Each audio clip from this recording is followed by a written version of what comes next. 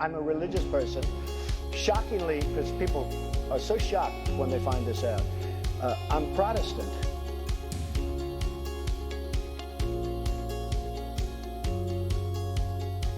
Relationship with God.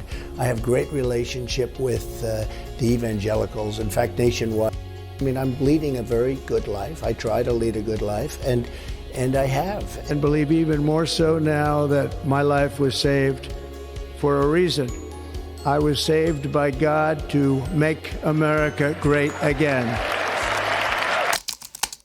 Everyone seems to be talking about Christian nationalism these days. Politicians, preachers, pundits, scholars, everyone has something to say about this issue. Some of them are proudly wearing the label, while others are writing books to denounce the movement. One book is by Andrew Whitehead and Samuel Perry. Both of them are professors of sociology. In it, they define Christian nationalism as the belief that America has been and should always be distinctively Christian from top to bottom. In its self-identity, interpretations of its own history, sacred symbols, cherished values, and public policies, and it aims to keep it this way. Christian nationalism, the belief that America is a Christian nation and the people in America should all be white, Christian, and pro-capitalist. This belief is so strongly ingrained that people would even use force to put their views upon those who do not meet the criteria of the Christian nationalists. Now, some of you hear that and might think, that doesn't sound so bad. After all, wouldn't America be better if distinctly Christian values filled the country? But what exactly does that mean? For example, which Christian values are we talking about? There are thousands of churches and denominations in the U.S., and we're deeply divided over all kinds of stuff. Christians are split over things like gender roles, the nature of sin, the definition of marriage. Good grief, we can't even agree on how many books are in the Bible and whether we should take Sunday or Saturday as a day of rest. And what about all of the fellow citizens around us who aren't Christians? What place do they get to have in a country that is supposed to be Christian from top to bottom? As you can tell, there are lots of questions and critiques out there about Christian nationalism, and most of them focus on how the movement is both deeply un-American and dangerously un-Christian. Christian nationalism is not Christianity. Christian nationalism is a political ideology and a cultural framework that tries to merge our identities as Americans and in Christians. And in the process, it threatens Americans' democracy. It distorts America's promise of religious freedom for all. And importantly to me and to thousands of other Christians, it distorts Christianity, sometimes beyond recognition.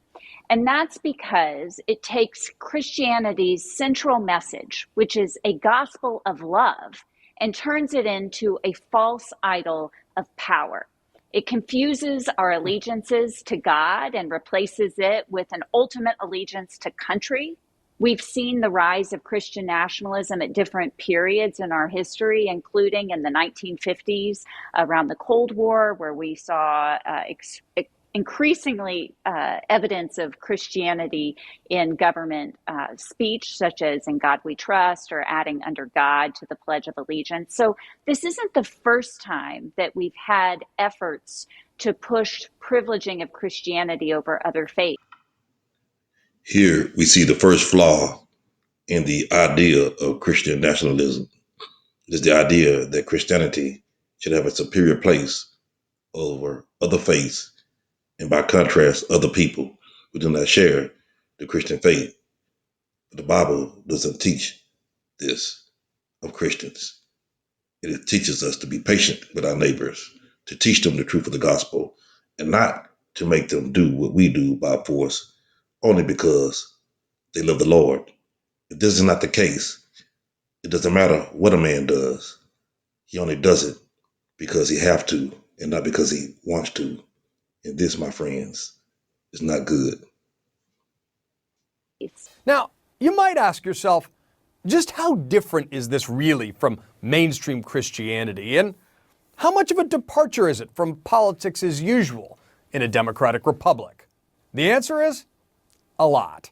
So let's clarify our terms here, right? A recent study by the Baptist Joint Committee for Religious Liberty listed 5 core narrative beliefs of Christian nationalists. 1. America is a divinely appointed nation by God that is Christian. 2. America's founders were in fact establishing a nation based on Christian principles with white men as the leaders. 3. Others would be Native Americans, enslaved Africans, and immigrants would accept and cede to this narrative of America as a Christian nation and accept their leadership. 4. America has a special place, not only in world history, but in biblical scripture, especially concerning the return of Christ. 5. There is no separation between church and state. Church is supposed to direct the government. The government is not supposed to direct the church. That is not how our founding fathers intended it. And I'm tired of this separation of church and state junk. And that's not all. Christian nationalism also reared its head in the January 6th attack on Congress. Thank you, divine, omniscient, omnipotent, and omnipresent Creator God. Again, we see the flaw of Christian nationalists. If America is Christianity and Christianity is America, then any criticism of America is a criticism of Christianity. Any criticism of America is a criticism of Jesus Christ. And because America is not perfect, this is a faulty assumption. Therefore, people who stand up for Christian nationalism believe they are standing up for God, when in actuality, they're standing up for a fake God, which is America. They'll replace Jesus Christ with the nation. And this, my friends, again, is another flaw. Now, in case that sounds like an exaggeration for effect, I want you to watch this clip of an arena full of evangelicals in Atlanta reciting the so-called Watchman Decree. Whereas we, the church, are God's governing body on the earth, whereas we have been given legal power from heaven and now exercise our authority, whereas we are God's ambassadors and spokespeople over the earth, whereas through the power of God, we are the world influencers, whereas because of our covenant with God, we are equipped and delegated by Him to destroy every attempted advance of the enemy. This is a Christian nation. Christians outnumber you by a lot. And we're not going to listen to 2%. You represent 2% of the country, okay? We're not bending the knee to the 2% anymore. The 98% of the rest of us, 75% of which are Christians, self-identifying Christians, we're not taking. While it is true that as Christians, we are supposed to let our little light shine and give this earth a little season of Jesus Christ, be the salt of the earth. Never in the Bible does it say we should force our views on any people. The Bible tells us in Matthew 28:19 to go ye therefore and teach all nations, baptizing them in the name of the Father and of the Son and of the Holy Ghost. It didn't say go ye therefore and force all nations. We are our brother's keeper, and to keep them, we need to teach them the truth of the gospel. It anymore, bud. We are taking back our culture. We're taking back our country. We're taking back our government. So deal with it.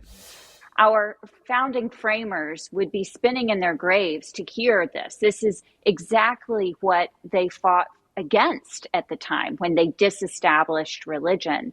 And this is why I believe that Christian nationalism is the single biggest threat today to religious freedom for all. And those of us who are Christians, who have enjoyed privilege in this country, who have benefited in some ways from the ideology of Christian nationalism, we have a special responsibility to show love for our neighbor and stand up for their religious freedom rights right now. In recent years, we saw former President Trump really exploit some of this Christian nationalism ideology for political gain, to galvanize groups of people together who believe in this ideology, who want Christianity privileged over other religions by the government, and use that to exploit for political gain. When people believe something so strongly, so fiercely, and they believe that something has been taken from them, in the case of the Christian nationalists, the true identity of America, then they seem to seek someone to give them the answer, the solution, and to change things. When this movement is given a face and a voice and a person, it becomes more than just Christian nationalism. It becomes a cult. The journey to reclaim our republic has not been an easy one, that I can tell you. Those who wish to stop our cause have tried to take my freedom and indeed to take my life. Just a few months ago in a beautiful Pennsylvania field, an assassin's bullet ripped through my ear. But I felt then, and believe even more so now, that my life was saved for a reason. I was saved by God to make America great again. And there you have it, from the lips of Donald Trump himself. He believes that he has been chosen by God for a special purpose, to make America great again. And all those that are clapped in the room apparently agree with him. There are many men who have came forward and thought that they were special, that they were the chosen of God, that they had a special duty to do something great in the world. Because when a cult is born, very few people realize that they're not fighting for God at all, but they're fighting for Satan. Donald Trump is portraying himself as a religious savior. He says Election Day will be Christian Visibility Day. Trump has repeatedly compared his criminal trials to the crucifixion of Jesus, promoted videos calling his re-election, quote, the most important moment in human history, and that describe him as a divinely appointed ruler. A shepherd to mankind who won't ever leave nor forsake them. So God made Trump. He claims to be a holy warrior against an imaginary attack on Christianity. They want to tear down crosses, but no one will be touching the cross of Christ under the Trump administration, I swear to you. He's even selling his own version of the Bible. We must make America pray again. Trump is playing to a rising white Christian nationalist movement within the Republican Party. I say it proudly, we should be Christian nationalists. Christian nationalists believe that the law of the land is not the Constitution, but instead the law of God, as they interpret it.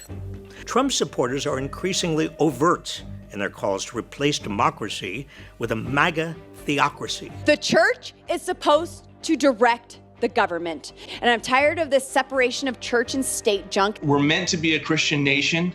We should be a Christian nation. Welcome to the end of democracy. We're here to overthrow it completely. We didn't get all the way there on January 6th, but we will endeavor to get rid of it and replace it with this right here. That was a cross he was holding.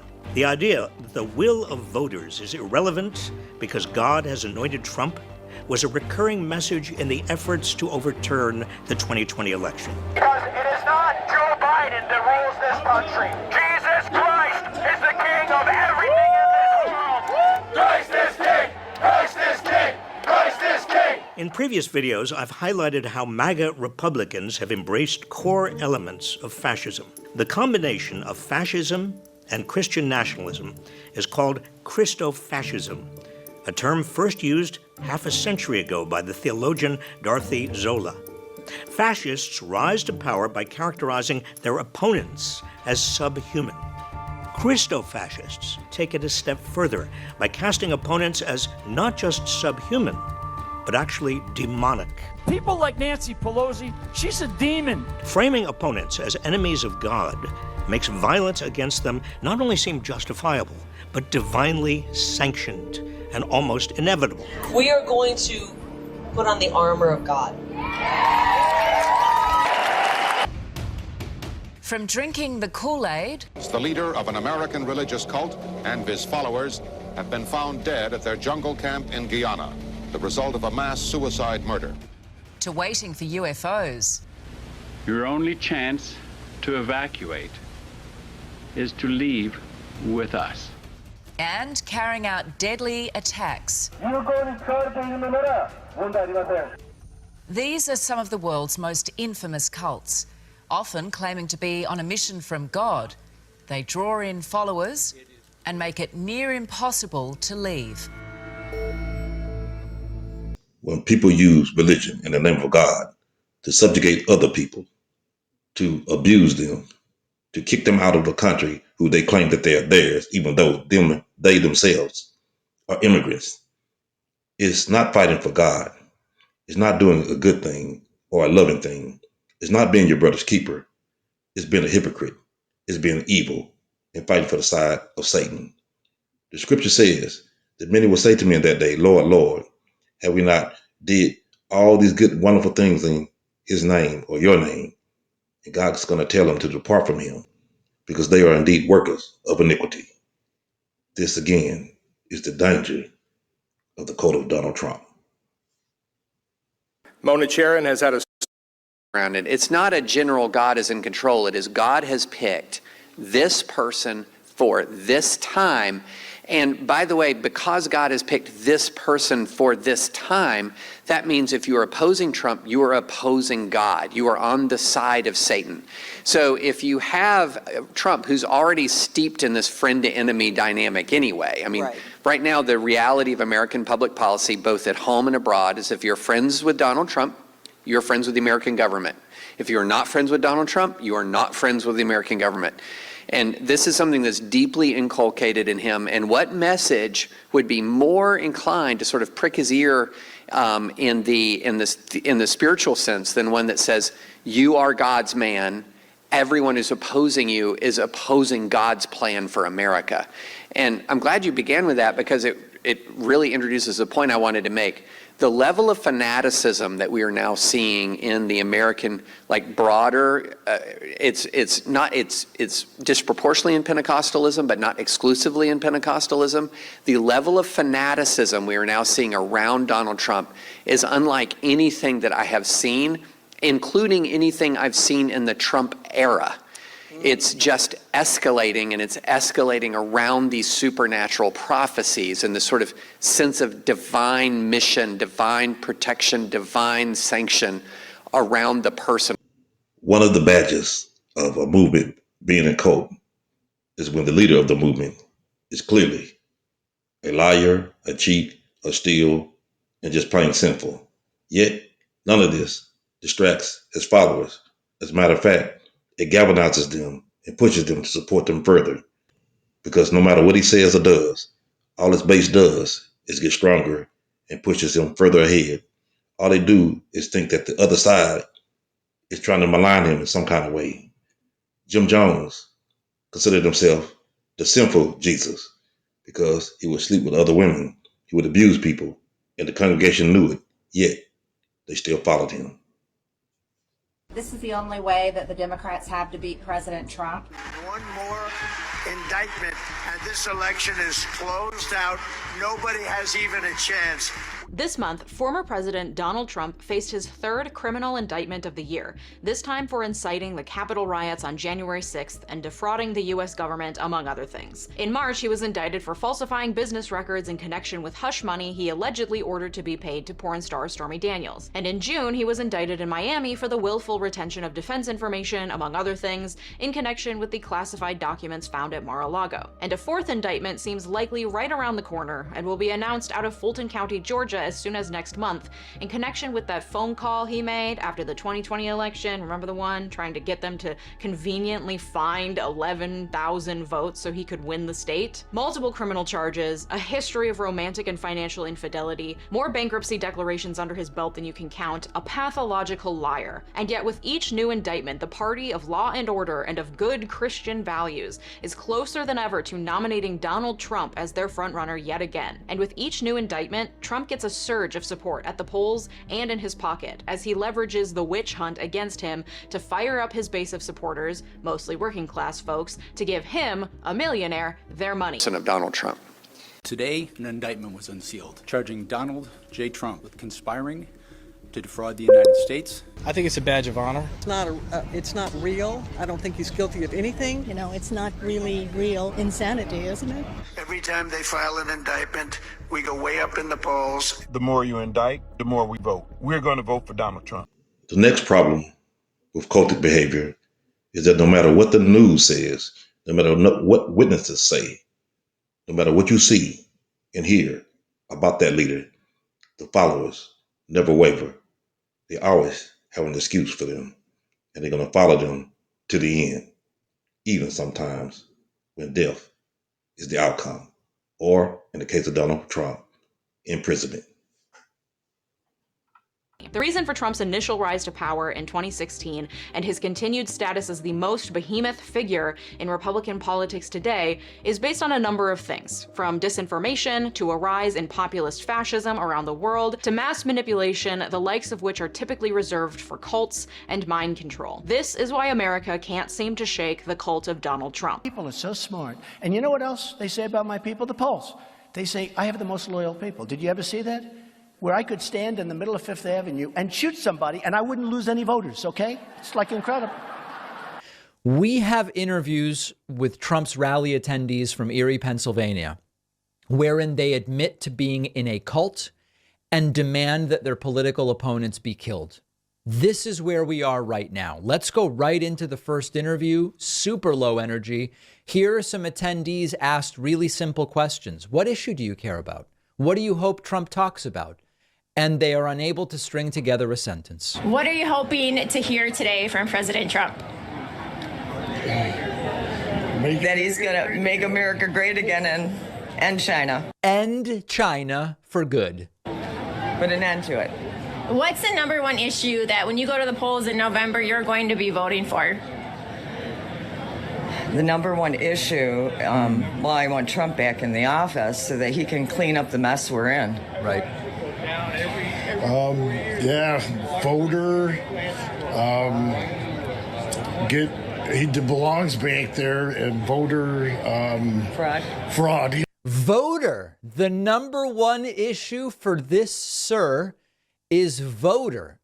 Now, is that a cognitive issue? If so, I don't want to laugh at it. Are these just confused cultists who don't even know what's going on, but they're just following along blindly? Okay. If that is a cognitive issue, then I reserve all judgment and criticism, and it should be dealt with medically. Now, the fact that we can't tell which it is very scary.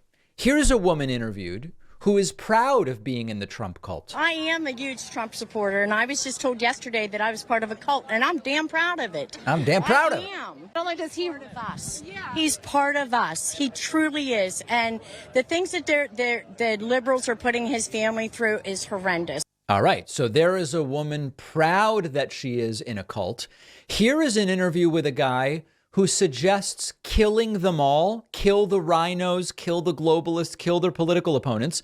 The interviewer initially says, I agree with you. Kill them all is the message from Trumpists. Good. I'm here to guarantee Trump gets back in and get rid of the corruption that's in the White House right now. It's a disgrace. Joe Biden's a disgrace to this country. He's a disgrace, and so are all the left and the rhinos, the globalists. They kill them all. Kill them all. I agree with you on that. I agree with you on that. Kill them all. Kill them all. I agree with you on that. When you are a part of a cult and people don't agree with you or see you as strange or see you as mind controlled, you consider everyone else who don't agree with you as the enemy. And sooner or later, violence will ensue. The Capitol riot was ensued by Donald Trump. Supporters don't care. They're passionate to the point where it seems like Donald Trump could say anything and they would stick with him. And to test this hypothesis, we went out in the street and we asked people who said they're on Team Trump, what would Donald Trump have to do to lose your vote? And this is what they said. What would it take for Trump to lose your vote? Nothing.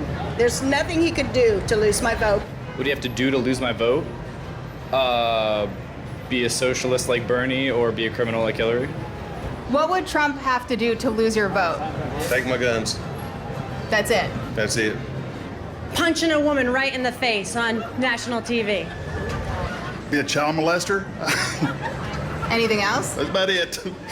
Short of killing somebody, I don't know. There's nothing he could do at all. No. Like murder somebody. Like... Well, yeah, that would probably stop it right there. What if he set the American flag on fire? That's one of the freedoms that Donald Trump stands for. What if a picture of Trump surfaced showing him smoking crack? Would you still vote for him? Absolutely. What if he had a Hitler mustache? Absolutely. What if he said that Japan and South Korea could get nuclear weapons? Absolutely. What if he stood in the middle of Fifth Avenue and shot somebody? Would you still vote for him? Absolutely. Even if he got a tattoo on his forehead that said, "Sit here, ladies"? Absolutely. What if he turned out to have a tattoo of a swastika on his shoulder? He probably does. And you would still vote for him? I mean, I got friends that have swastikas on their arms, so, I mean, and they're cool. What if he punched the Pope in the face? I'm a Catholic. Punch away. Notice here that this woman is a Catholic. Yet, when it comes to Donald Trump and the Pope, she says punch away at the Pope, who in her faith is the highest religious figure, second only to Christ. Yet, Donald Trump, in her eyes, is higher than him. When you're a part of the cult of Trump, no matter what he does, he can do no wrong. Christian nationalism is crying out for a reality check, in part because of its crushing certainty. Look, God knows, good people can disagree about religion. But as Senator Daniel Patrick Moynihan said, everyone's entitled to their own opinion, but not their own facts. And there is precious little evidence that the founders intended to establish an explicitly Christian nation. For example, the Constitution does not mention God, the Bible, or the Ten Commandments. Now, yes, most founders were Christian, and many hoped that religious faith writ large would help maintain an honest, civil, self-governing society. But George Washington notably declined to take communion as president. Thomas Jefferson and James Madison were famously committed to religious liberty and the separation of church and state. And even the 1797 Treaty of Tripoli, ratified by a Senate full of founders, declared, "The government of the United States of America is not, in any sense, founded on the Christian religion." The United States has seen several waves of religious revivals that have helped shape our culture in profound ways. But we have also seen waves of immigration that increase the diversity of religious traditions practiced here in America. And evangelical Christianity is a relatively new phenomena that essentially stayed out of politics as an organized force until the 1970s and 1980s. All of which is to say that just as Americans can be deeply patriotic, but not narrowly nationalist, Americans can also be deeply religious without blurring their faith with partisan politics. Read and pray, you say, wow, there's a Bible out now that includes the Constitution and the Bill of Rights. Isn't that wonderful? No. No, it's disgusting.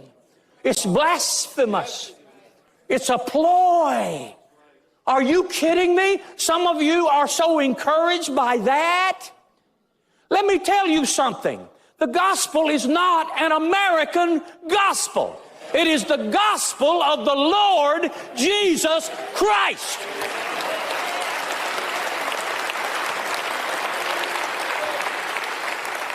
But Pastor, I bought the Bible. Really?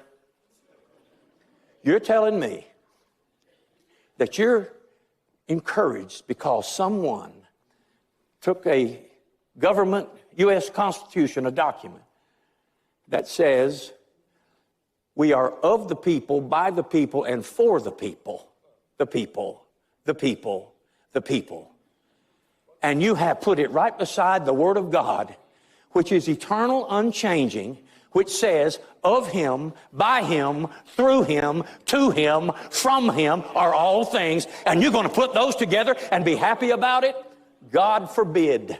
Now, you can get mad if you want to, but I'm going to tell you something. If you glory in that kind of thing, you don't have a prayer life.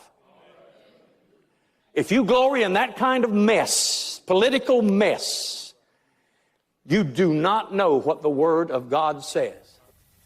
To put the words of man, the Constitution even, with the words of God is idolatry.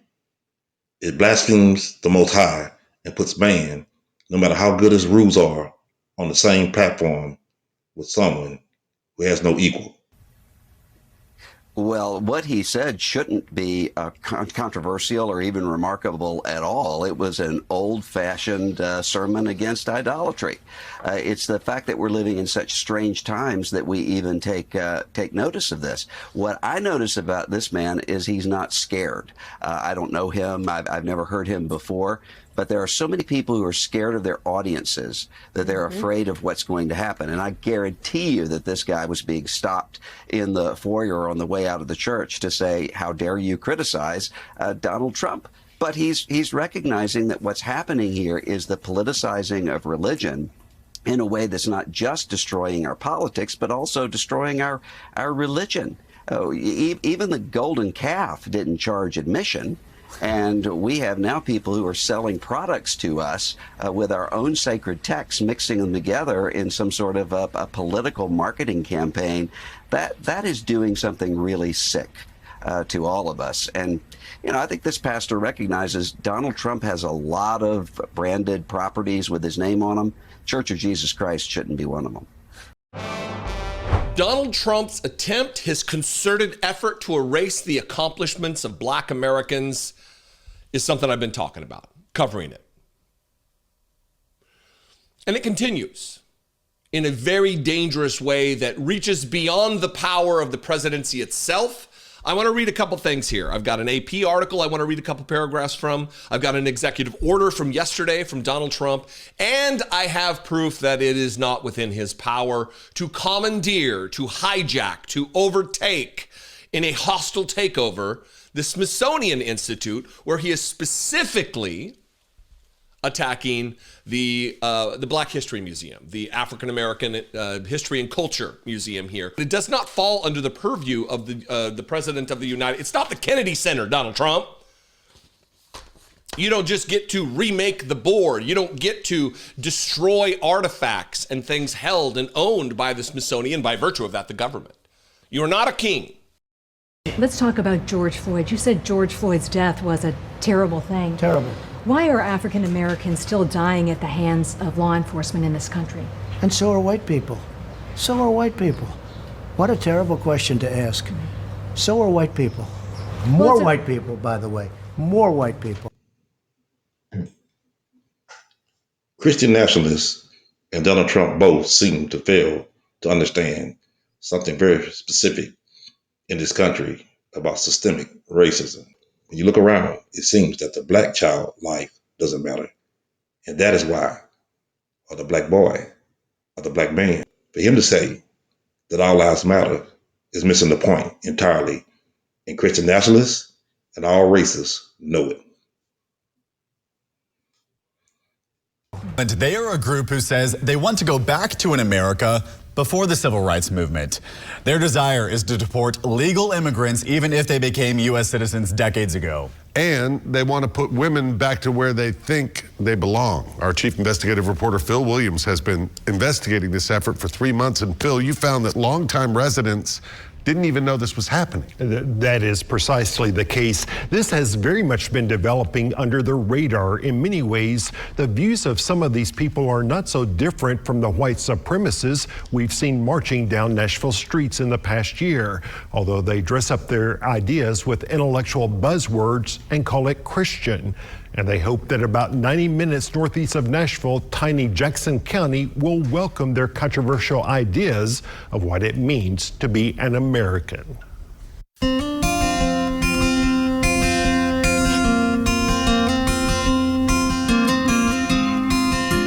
For the Christian nationalists setting their sights on Jackson County, Tennessee, picturesque scenes like this represent what they call Heritage America.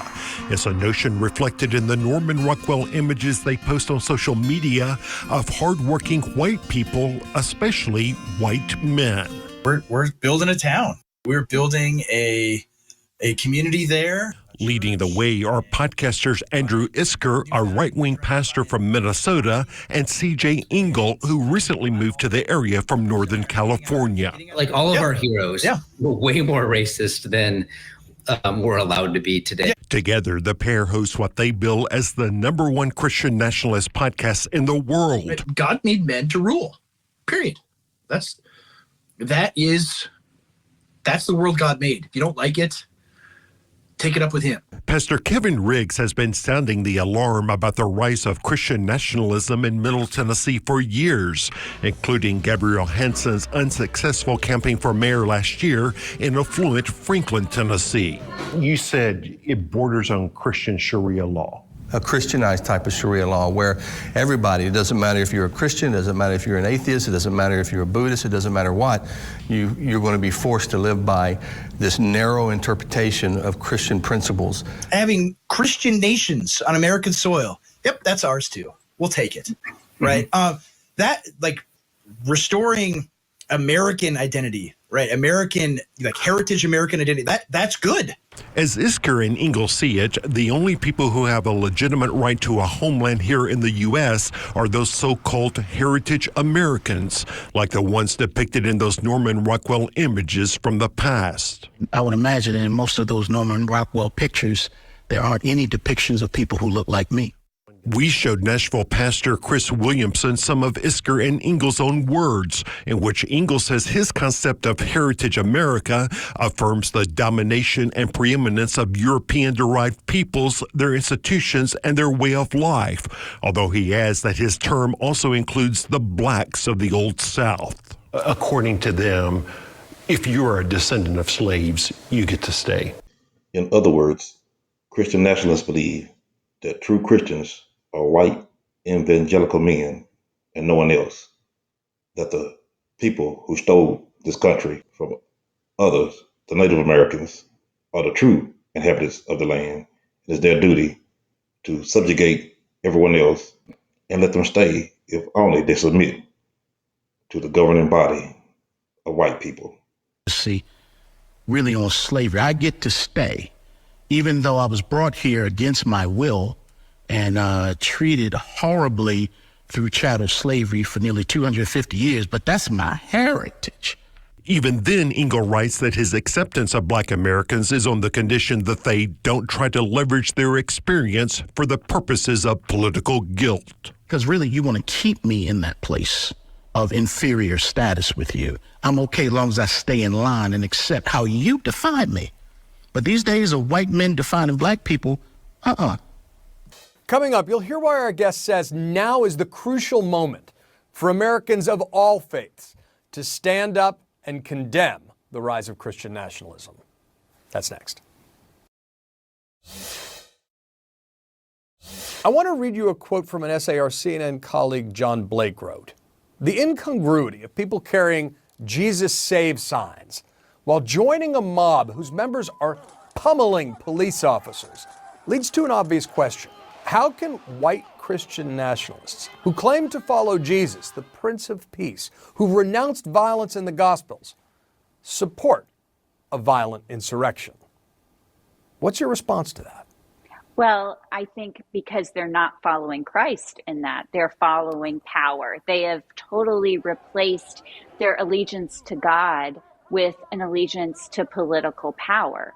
And when we do that, then we lose our commitment to being peacemakers and we become violent. You know, I think it's really important when we talk about Christian nationalism to distinguish it from patriotism. You know, we can be faithful Christians and patriotic Americans. The good thing about the whole situation is that some people are waking up.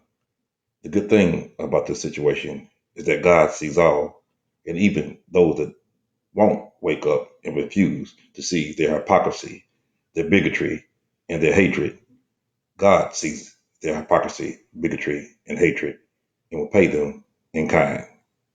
With Virginia's elections just a few months away, they have to figure out how to sell this disaster to people watching their jobs disappear. Because when your own governor is standing at a press conference mumbling about an aid package that doesn't exist, when your Republican senator is on TV begging for exemptions, and when you're suddenly realizing that Trump doesn't care about you any more than he cares about the deep state, well, let's just say people might finally start waking up. And when they do, it's not going to be pretty. The regret is real, and it's hitting them like a brick wall. Leaving MAGA is trending, and the clips keep rolling in. Lifelong Trump supporters, business owners, diehard Republicans, now openly admitting that they were conned. One after another, they're confessing their regret. I've seen the light, and I got out of MAGA. A lot of us there have seen the light. We have deep regrets. I feel guilty because I voted for Trump twice. I feel very guilty because I feel responsible. That's why he's still running. I used to be a MAGA Republican, and now I've turned blue. Stacey said, quote, "When we said safer borders, I thought he was thinking, let's stop the drugs from coming into the country. I didn't know he was going to start raiding places." She said she didn't believe he would actually follow through on some of the more hardline policies he touted during the campaign. 49-year-old Omaha, Nebraska resident said, quote, "Now I'm like, dang, why didn't I just pick Kamala?" Emily Anderson from Duluth, Minnesota, categorizes her vote for Trump this year as the, quote, "biggest mistake of my life." She is horrified by Trump's focus on deportations and use of Guantanamo Bay to hold migrants. Anderson said, quote, "I feel so stupid, guilty, regretful. Embarrassed is a huge one. I am absolutely embarrassed that I voted for Trump." This flag used to hang there. This was the flag Jennifer Piggott proudly hung outside her home during campaign 2024. We had the flag. I had the shirt. I was a MAGA junkie. A MAGA junkie who thought her government job would be safe with Donald Trump in office. She was wrong. I cried. It's scary, you know, it's a really scary thing. And I was embarrassed. He's a good boy. Piggott was abruptly fired last month from the Treasury Department's Bureau of Fiscal Service, based here in Parkersburg, West Virginia. The reason given for the firings of 125 probationary employees at the Bureau? Poor performance. I had my last review on the 31st of January, and I had the highest rating that you can get on a review, less than 21 days before I was terminated for my performance. You voted for Donald Trump. I did. Do you regret that vote? Yes, I do. To cut the knees out of the working class Americans just doesn't make sense to me. I expected more from President Donald Trump. Since speaking out, Piggott says she's received death threats and her home has been egged. This woman asked us not to show her face for fear of retribution. She recently retired from the Bureau of Fiscal Service because she was afraid of losing her health insurance if she was fired. She also voted for Trump. Would you still have supported him?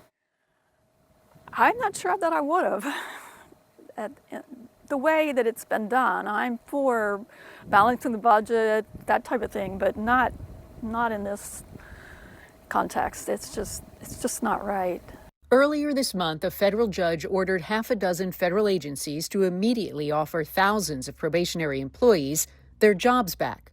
But this week, the Trump administration asked the Supreme Court to put that judge's ruling on hold and stop those employees from returning to work.